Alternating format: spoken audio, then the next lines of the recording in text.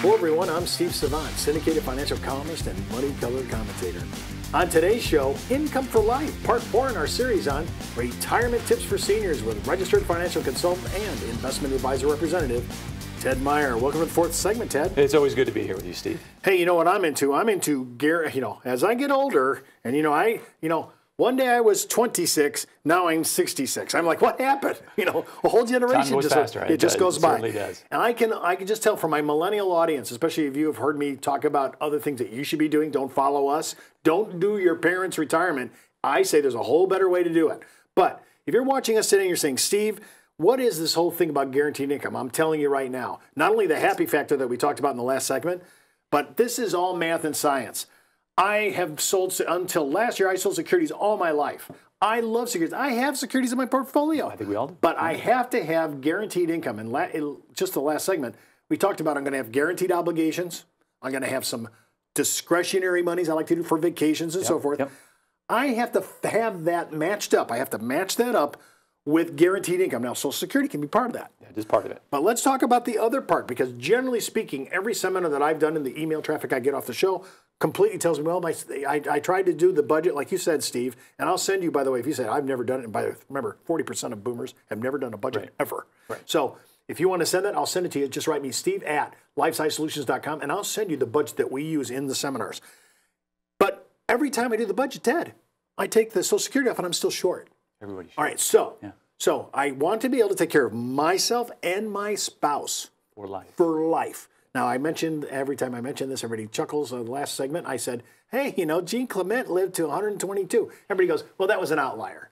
Hey, what about old Susanna? She lived to 116. That was an outlier. But every day when Willard Scott was on, he'd say happy birthday to a handful of Americans that turned age 100. Oh, yeah. Today, that would take me 90 minutes a day, 7 days a week, 365 to say happy birthday to every American that's turning 100. This is not some outlier anymore. This is the fastest growing market for geriatrics. Yeah, the fastest growing segment of our population, I think, is octogenarians.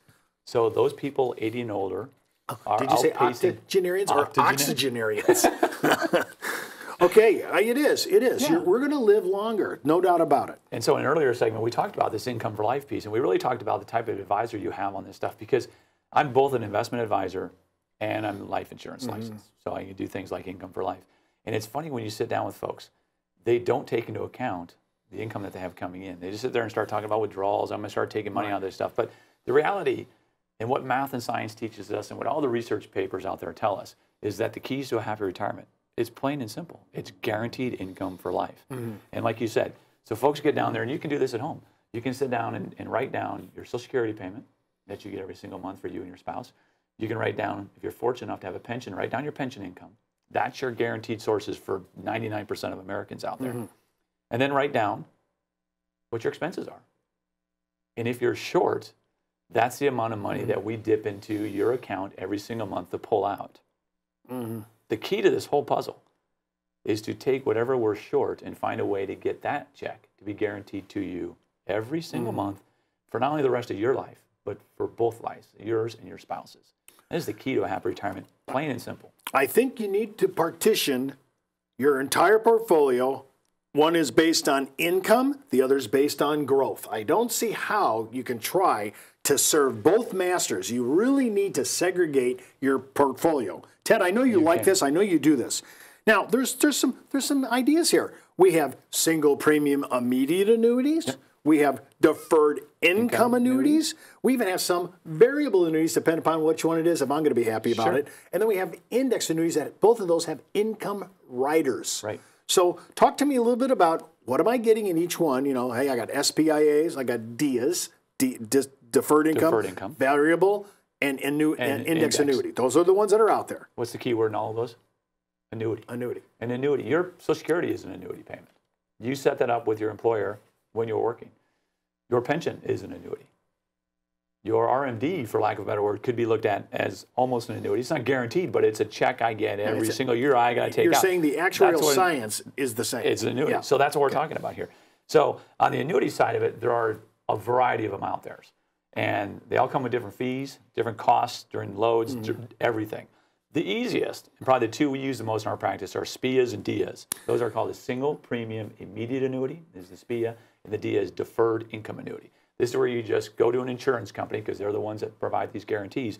You give them a chunk of money today, and in return, on the SPIA, they'll start paying you next month, every single month for as long as you're alive. Or the DIA, you can do the DIA deferred income, give it to them, set a time in the future, whether it be a year, 2 years, 5 years, 10 years down the road, that they'll start paying it out. Those, in my opinion, are probably the two most economical ways to go. Then you have indexed annuities and variable annuities, which are plays on both of those, I guess. The variable annuity is exactly what it says. It's a variable product, so it invests in mutual funds. Mutual fund company teams up with the life insurance company to provide the guarantees. The mutual fund company has its own expenses. The mutual fund company has their own expenses. So typically a more expensive way to go, but I also get the market upside.